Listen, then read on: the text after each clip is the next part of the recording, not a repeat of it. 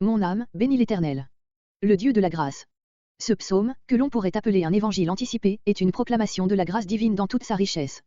Fait à remarquer, c'est dans le sol même de la loi mosaïque que ce message évangélique plonge ses racines.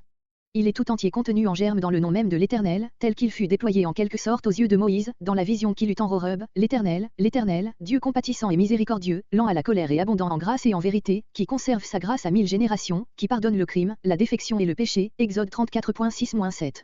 Cette grâce divine, le psalmiste en a éprouvé les effets pour ce qui le concerne lui-même, versets 1 à 5, il la voit présider aux origines et à l'histoire de son peuple, versets 6 à 10, il la contemple en elle-même dans sa hauteur, sa profondeur, avec ses infinies compassions, versets 11 à 14, l'homme passe, mais elle subsiste à toujours, versets 15 à 18, l'univers entier ne vit que par elle, aussi le psalmiste invite Théil, en terminant, tous les êtres créés, dans tous les domaines de l'univers, à se joindre à lui, pour bénir l'Éternel, versets 19 à 22. La tradition, ainsi que l'indique la suscription, attribue ce psaume à David.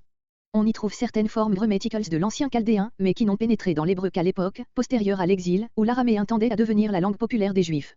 Il faudrait donc admettre, dans le cas où le psaume serait de David, qu'il a subi, à travers les siècles, quelques modifications, tout extérieures du reste et ne portant que sur la terminaison de certains mots, ce qui n'a rien d'improbable, pour un cantique devenu populaire et qu'une génération après l'autre aimait à réciter. Verset 1. Verset 1 à 5 Les bienfaits accordés aux fidèles. Mon âme, et tout ce qui est en moi, toutes les forces et toutes les capacités de mon être. Comparé Deutéronome 6.5, tu aimeras l'Éternel ton Dieu de tout ton cœur, de toute ton âme, de toute ta force.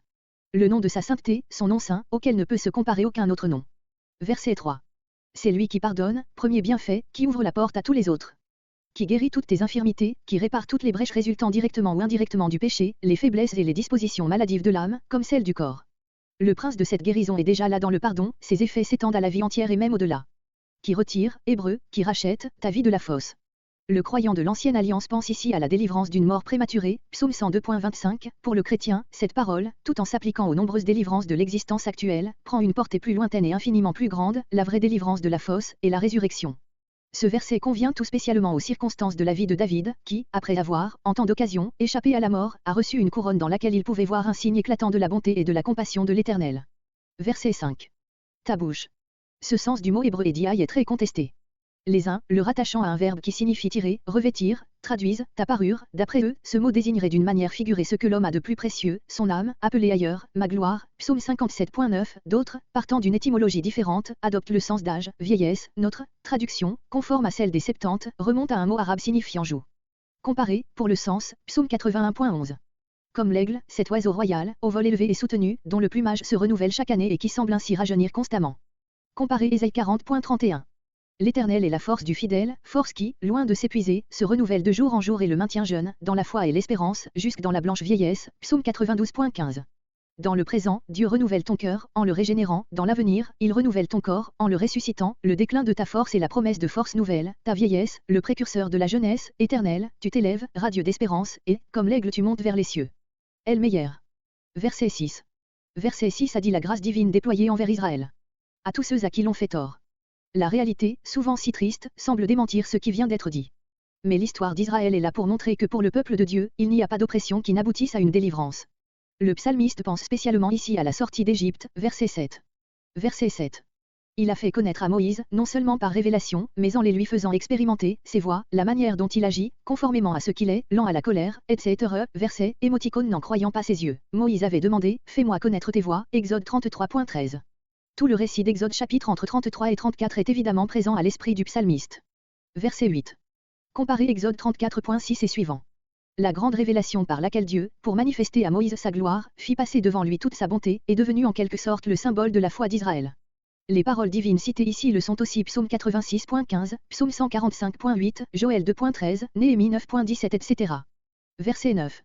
Il ne conteste pas à perpétuité.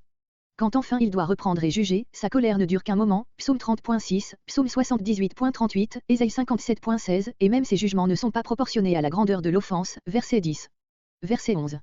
Verset 11 à 14 L'infinie grandeur de la grâce divine, les compassions divines. Après avoir considéré les effets de la grâce divine dans sa propre expérience et dans celle d'Israël, le psalmiste en vient à la considérer en elle-même et le contraste qu'il a constaté entre la gravité du péché de l'homme et la modération du châtiment divin, verset 10, semble lui dévoiler des perspectives infinies, où plonge son regard. Autant les cieux sont élevés. Il en est de la grâce de Dieu comme de la hauteur des cieux, qui ne se peut mesurer, comme les cieux également, elle couvre et embrasse la terre entière dans son immensité. Autant est grande, littéralement, autant est puissante sa gratuité. Toutefois elle ne manifeste sa puissance et son efficace qu'en ceux et pour ceux qui le craignent, pénétrés du sentiment de leur petitesse et de leur indignité. Regarde le ciel, partout, de tous côtés, il enveloppe la terre, il n'existe pas une parcelle de terre qui n'en soit recouverte. Quand le ciel cessera de recouvrir la terre, alors Dieu cessera de protéger ceux qui le craignent. Saint Augustin. Ésaïe parle aussi de la distance entre le ciel et la terre, pour faire ressortir le contraste entre les pensées égoïstes de l'homme et les pensées miséricordieuses de l'Éternel, Ésaïe 55.7-9. Verset 12. Autant l'Orient est. Peux-tu, quand tu marches vers l'Orient, rencontrer l'Occident, quand tu marches vers Jésus, rencontrer la condamnation. Elmeyer. Verset 13. Comme un père. Après avoir rappelé tout ce qu'il y a de plus grand dans la création, pour dépeindre l'amour de Dieu, le psalmiste parle de ce qu'il y a de plus intime dans notre cœur, de cette émotion profonde et puissante qui s'empare du cœur d'un père, à la vue de la faiblesse ou de la souffrance de son enfant. Celui qui a fait le cœur du père n'aimerait-il pas? Comparez Psaume 94.9, en Jésus-Christ, ce qui, sous l'ancienne alliance, n'était encore qu'une image est devenu réalité. Dieu n'est plus pour nous comme un père, il est devenu notre père, Matthieu 5.48, Matthieu 6.6. Verset 14. De quoi nous sommes faits? L'amour de Dieu apparaît, ici dans ce qu'il a d'absolument, gratuit. Il n'y a rien qui provoque Dieu à nous supporter patiemment, sinon notre misère, ce qu'il nous faut noter avec soin, non seulement pour dompter l'orgueil de notre cœur, mais aussi afin que notre indignité n'empêche point notre confiance. Calvin. Verset 15. Verset 15 à 18. La gloire de l'homme passe, mais la grâce de l'Éternel demeure à toujours. Comme l'herbe. Comparez Psaume 90.5, Ésaïe 40.7. Il fleurit. Il y a pour lui un moment de fraîcheur et d'éclat, où il peut s'imaginer être quelque chose. Verset 16. Un souffle. Ce qu'il y a de plus léger suffit pour le faire disparaître. Son lieu ne le reconnaît plus, tant il est promptement remplacé et quelle qu'ait été l'importance apparente de sa vie et de ses prétentions. Verset 17. Mais la grâce. Elle est aussi durable que tout le reste est passager, elle offre ainsi à l'homme le point d'appui inébranlable sur lequel il peut se reposer. Sur ceux qui le craignent, mais ceux qui ne le craignent pas ne peuvent en être l'objet. Et sa justice. Sa fidélité à accomplir ses promesses s'étend jusqu'aux générations les plus reculées de ceux qui le craignent, Exode 20.6, Exode 34.7. Verset 18. Pour ceux qui gardent son alliance. L'amour ne serait plus qu'une force aveugle, inintelligente, dépourvue surtout de sainteté, s'il ne tenait pas compte de la position de foi ou d'incrédulité, d'obéissance ou de révolte que l'homme prend vis-à-vis de Dieu. Verset 19. Versets 19 à 22 appellent à toutes les créatures. Dans les cieux. La terre, si vaste qu'elle soit, n'est qu'une partie et même la moindre, de l'empire immense du Dieu créateur. Verset 20. Anges, puissants en force, archanges, sous les ordres desquels sont les armées, verset 21, innombrables d'êtres spirituels et de forces matérielles, dont chacun a sa place et sa fonction dans l'univers. En obéissant. On pourrait traduire aussi, en écoutant.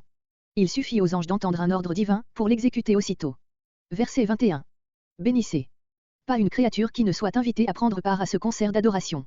Le cercle de cette louange universelle s'élargit de plus en plus, mais pour se concentrer, en dernier lieu, avec une intensité nouvelle, dans l'âme du psalmiste, de laquelle était sorti le premier mot d'adoration, mon âme, bénis l'Éternel.